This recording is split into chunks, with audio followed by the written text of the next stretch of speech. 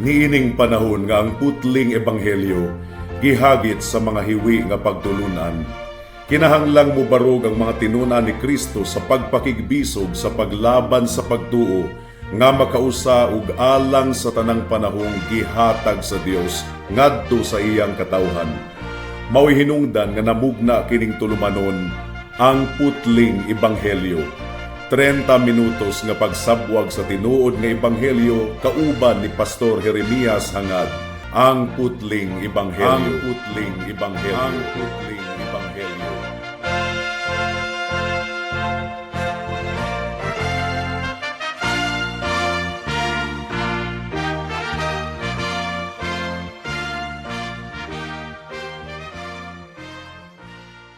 Special greetings sa tanang mga regular nga tigpaminawan sa atong panagsibya dinhi sa kahanginan ug espesyal usab nga pagpanimbaya sa akong 97 years old nga lolo nga si Lolo Isabelo Laure Sr.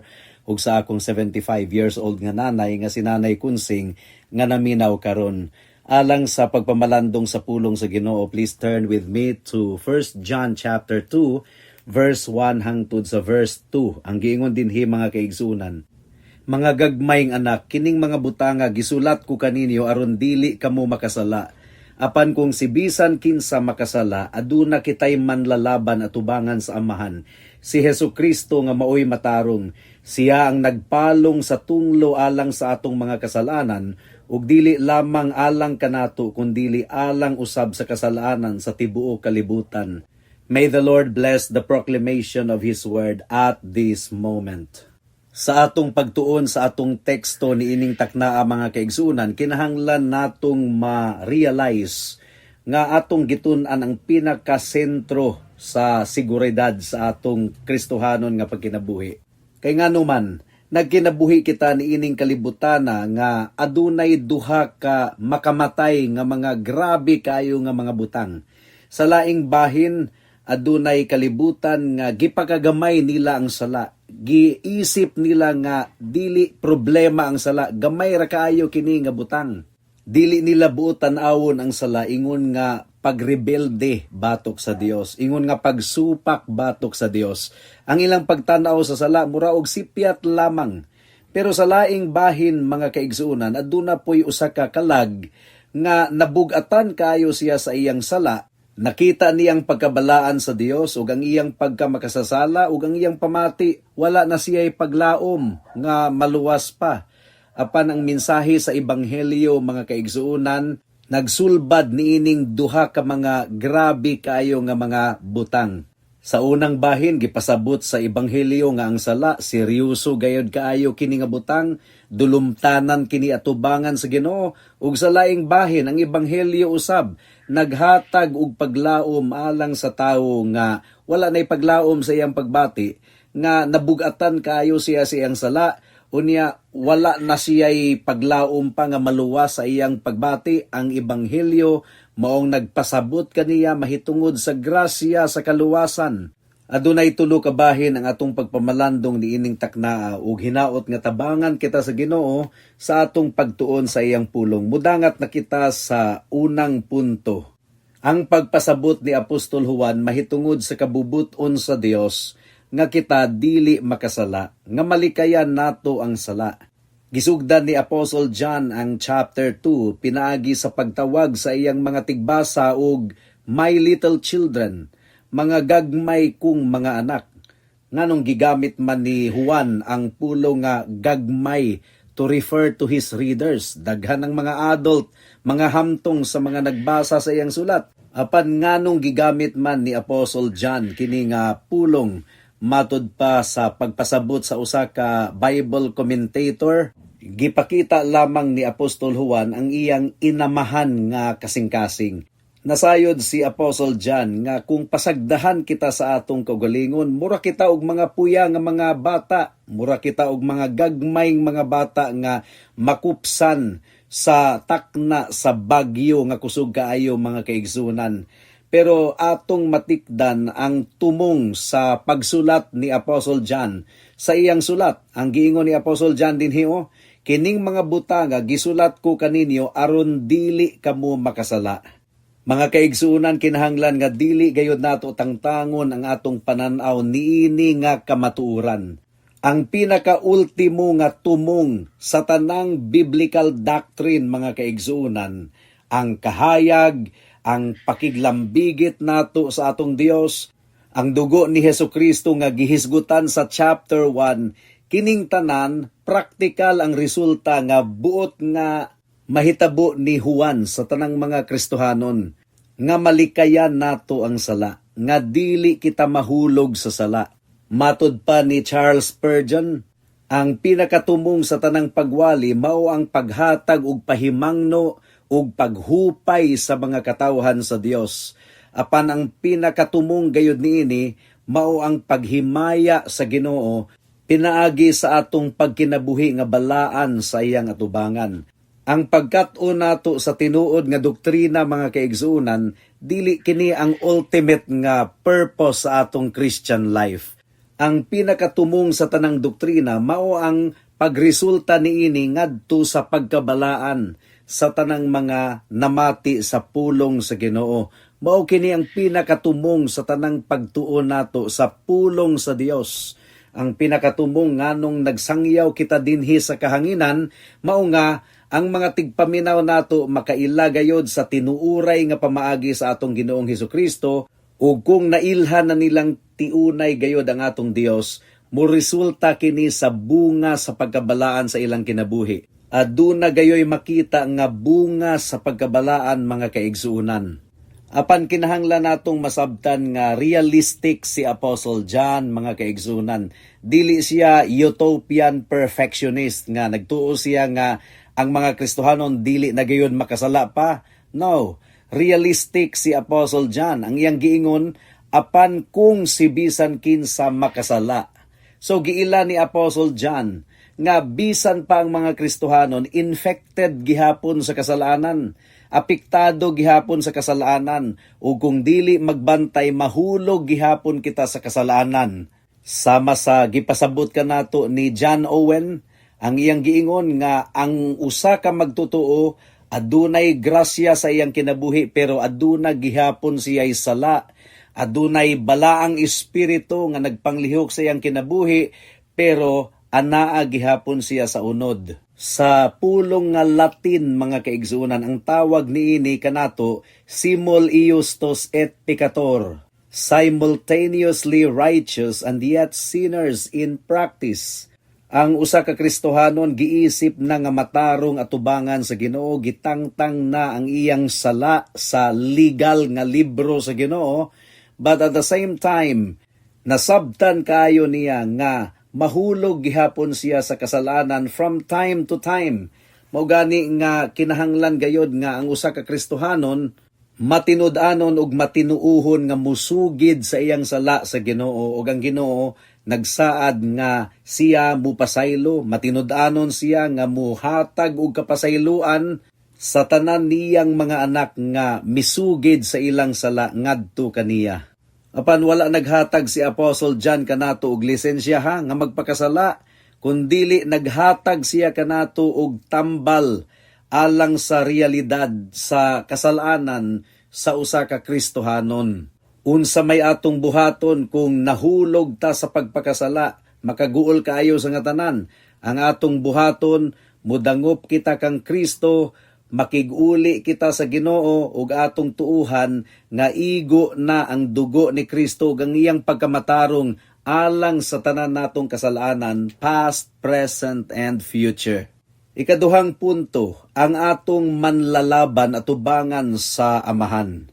Ug wala nay lain kundili ang atong Ginoong Hesukristo lamang. Siya ang nagbarog ingon nga manlalaban sa tanang mga katawhan niya nga anaa diha kaniya. Sumpay pa sa giingon ni Apostle John, aduna kitay manlalaban atubangan sa Amahan, si Hesukristo nga maoy matarong. Kung ang usa ka Kristohanon mahulog sa kasalanan, mga kaigsunan, ang pinakaunang butang nga mahitabo is that maguol gayud kaayo siya.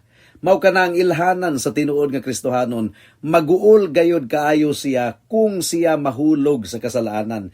Pero adunay tendency nga siya ma-despair ug si Satanas abti kaayo sa nga tanan nga muhunghong sa iyang hunahuna.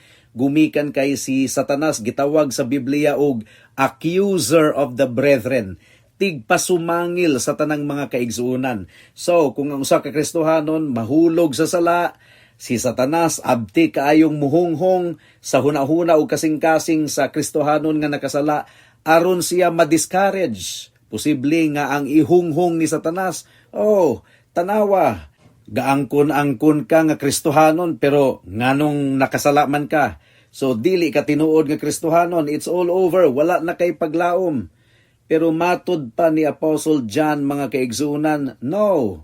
Kung kita mahulog sa kasalanan, dili kita musuksok sa daplin unya naara kita og hilak nga murag walay paglaom. No, dili ka na ang giingon ni Apostle John kanato. Kung kita makasala, muhangad kita sa korte sa langit, aduna kitay manlalaban at ubangan sa Dios didto, ang atong Ginoong Hesukristo. Ang Griego nga pulong sa manlalaban mga kaigsuonan is Parakletos. He is the one called to stand alongside. So, i-imagine mga kaigsuonan, anaa ka sa korte sa langit at tubangan sa Ginoo. Ikaw ang defendant, unya guilty ka. Ang balaod sa Ginoo mao ang mikiha bato kanimo. Unya bugat kaayo ang tanang ebidensya nga ikaw nakasala gayod. Apan kung ikaw anaa na diha kang Kristo, ang giingon sa Biblia mga kaigsuonan, aduna ikay manlalaban. Aduna kitay manlalaban at tubangan sa Dios. Ug kinsa man ang atong manlalaban, wala nay lain kundili ang atong Ginoong Hesukristo nga matarong. Ang pinakakahibulungang butang mahitungod sa Kristohanon nga kinabuhi is that kung ang usa ka tawo tinuod gayud nga nakabig diha kang Kristo, immediately aduna kitay champion sa presensya sa Ginoo. Aduna kitay manlalaban apan matikdi mga kaigsuonan. Unsaon man kita paglaban sa atong Ginoong Hesukristo? Sa unsang paagi mulaban siya kanato? Iya bang ipagawas nga kita inosente, nga kita walay sala? Baka kana, dili kana ang buhaton sa atong Ginoong Hesukristo. Ang buhaton sa atong Ginoong Hesukristo sa iyang paglaban kanato, every time nga mahulog kita sa sala, mulaban si Kristo sa patukuranan sa iyang pagkamatarong. Muingon siya sa iyang amahan, tanawa ang akong perfect nga kinabuhi sa kalibutan. Tanawa ang akong kamatayon didto sa cross. Tanawa ang akong pagkabanhaw nga madaugon gayud kaayo sa nga tanan. Unya muingon si Kristo sa iyang amahan, kining makasasala nga magtutuo sa akong pangalan, nga mituo kanako ingon nga iyang Dios ug manluluwas. Nakasala siya pero ako nang gitagbaw ang balaod alang kaniya. Ako nang gibayaran ang gimando sa balaod alang kaniya. Ako nang gipaagas ang akong dugo didto sa cross sa Kalbaryo. Akong gisunod ang tanang balaod sa Dios. Mao kini ang isulti ni Jesus at tubangan sa iyang amahan sa iyang paglaban kanato. Dili niya ipagawas nga kita murag walay sala. Baka kana kung mao, pero dili kana ang buhaton sa atong Ginoong Hesukristo. Ang maghuhukom ug ang manlalaban mga kaigsuonan nagkauyon gayud kaayo, nagkasinabot, walay conflict niini sa korte sa langit. Kay ngano man, gumikan kay matud pa sa gipasabot sa mga karaan nga mga pastors nga nauna pa kanato, sumala sa Biblia mga kaigsuonan, si Kristo nga atong maghuhukom, siya usab ang mitugian sa iyang kaugalingon didto sa cross sa Kalbaryo tungod og alang kanato. Ug sa wala pa siya namatay, misinggit siya sa kusog nga tingog, it is finished, natapos na.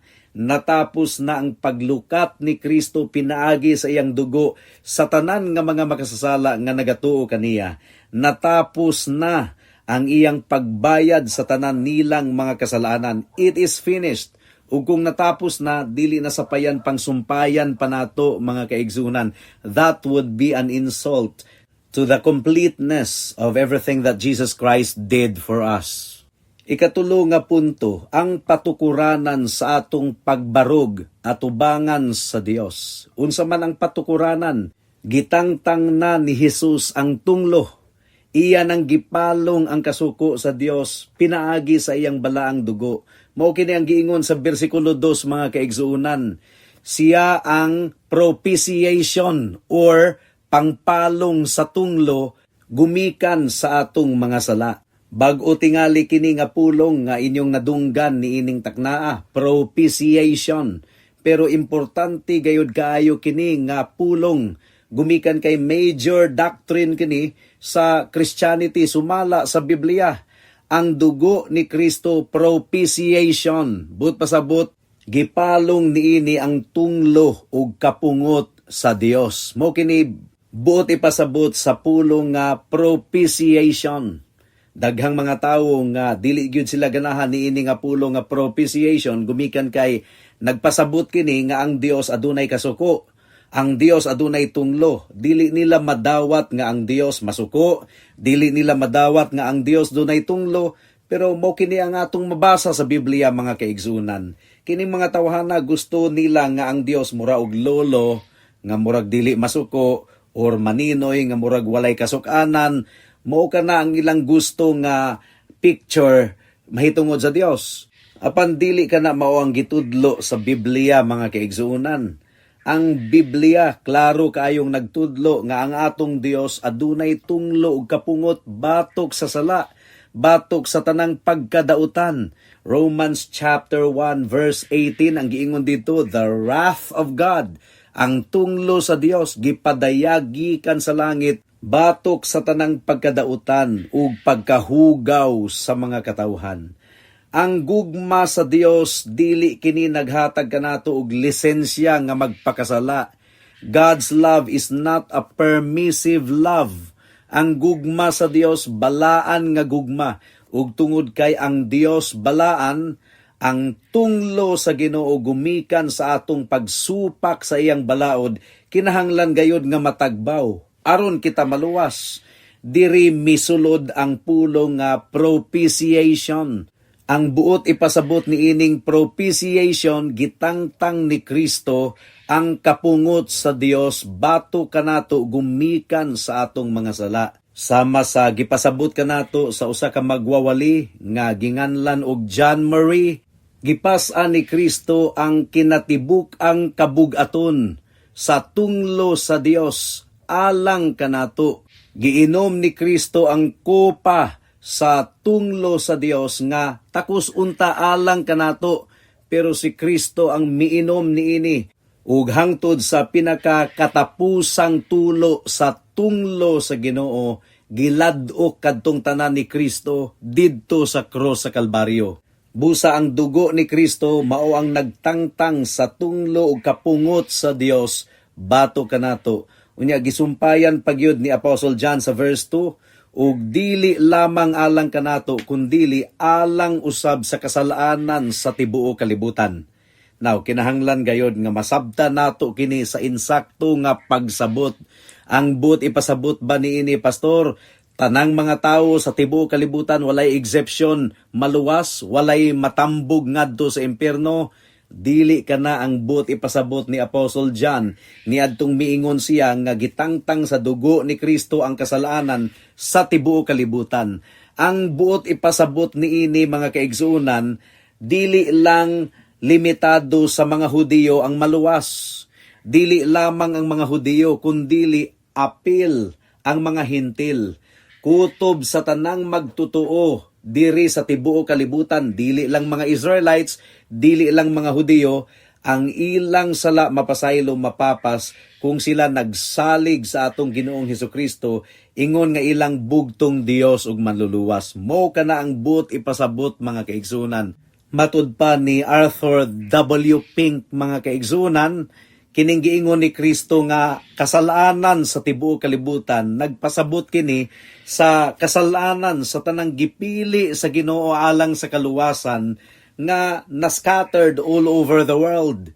Namatay si Kristo alang sa iyang mga karnero, ug ang mga karnero ni Kristo nagkatibulaag sa tibuok kalibutan. when the gospel is proclaimed to them, ang mga katauhan sa atong Ginoong Hesukristo nga iya nang gipili ng daan mo responder sa panawagan sa ebanghelyo. Mudangat na kita sa mga aplikasyon.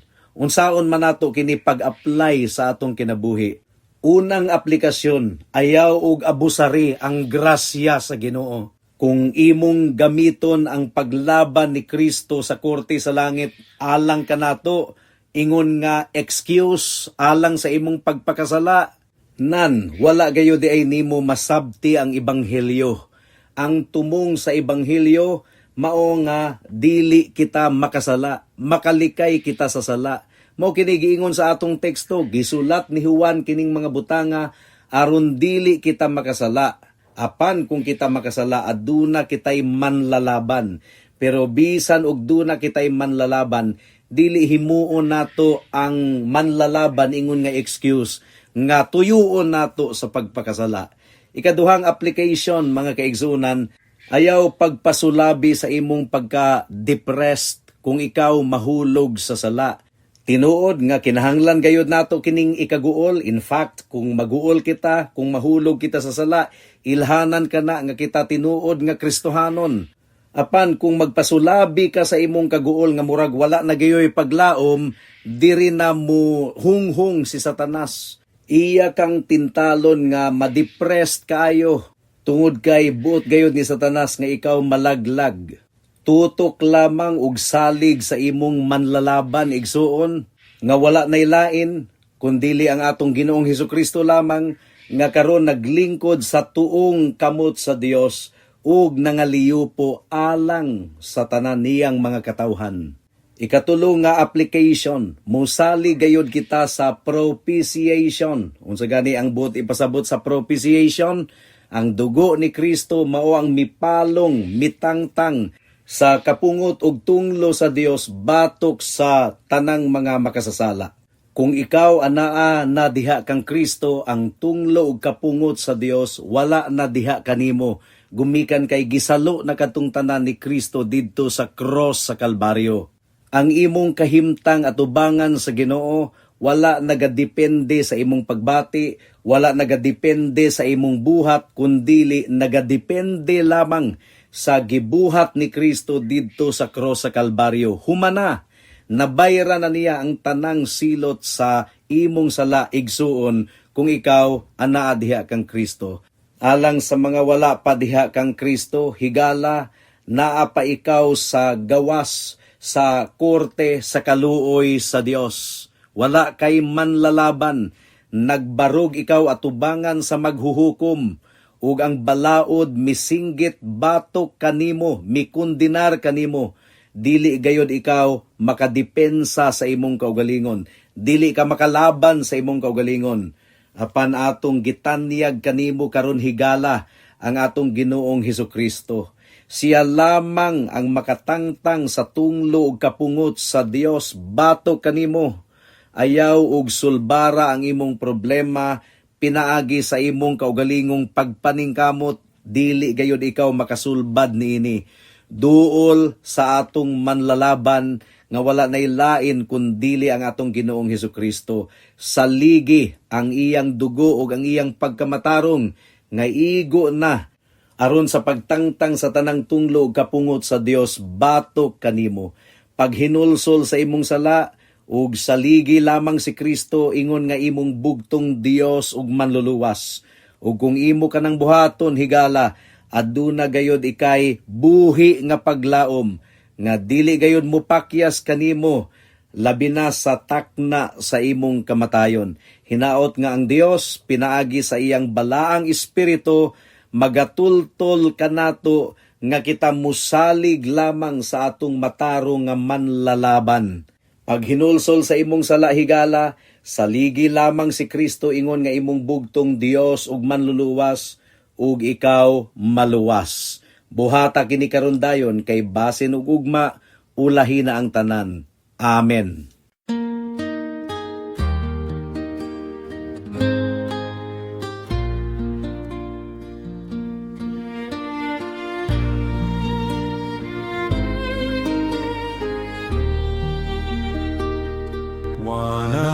these days the river I'll cross to be with him who shed his blood for me.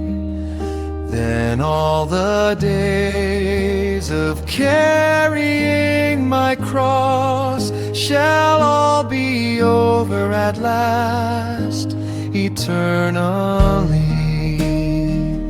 Then face to face I shall see my Jesus who died for me.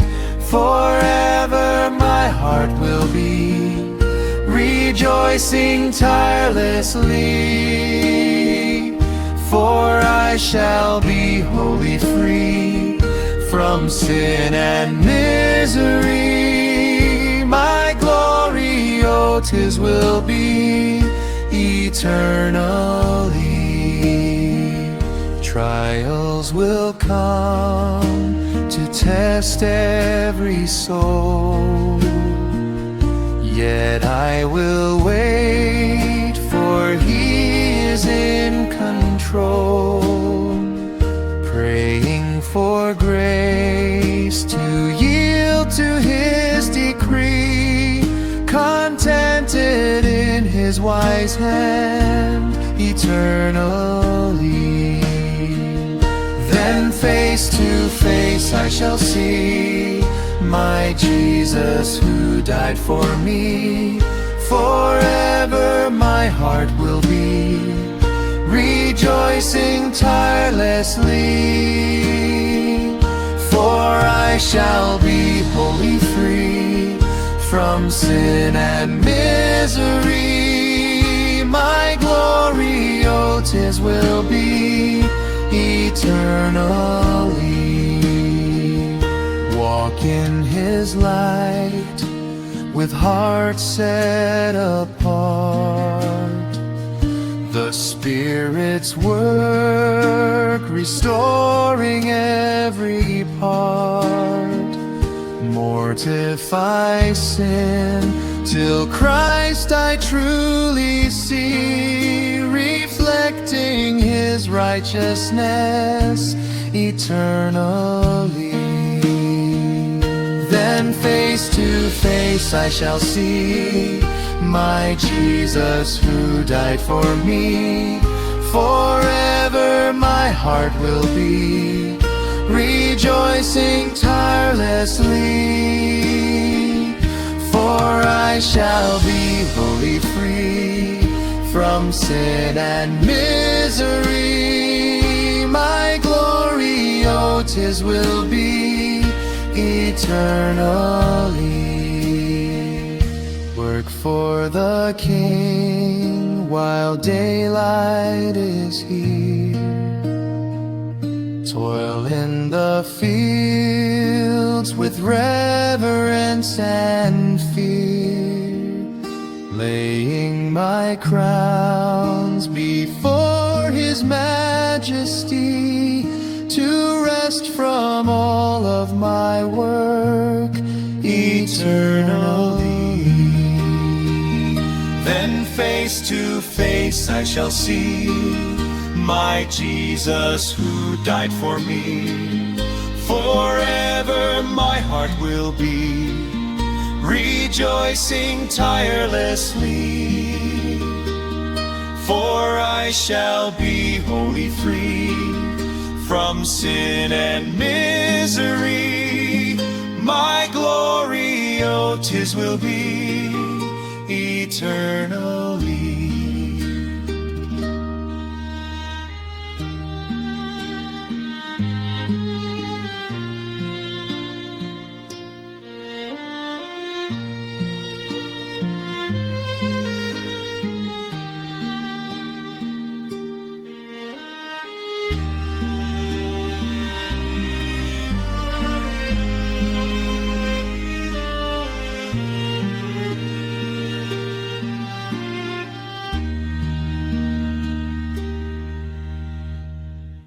Alang sa dugang nga mga pangutana, mahimong mo text kang Pastor Jeremias hangad sa 0935-744-3030.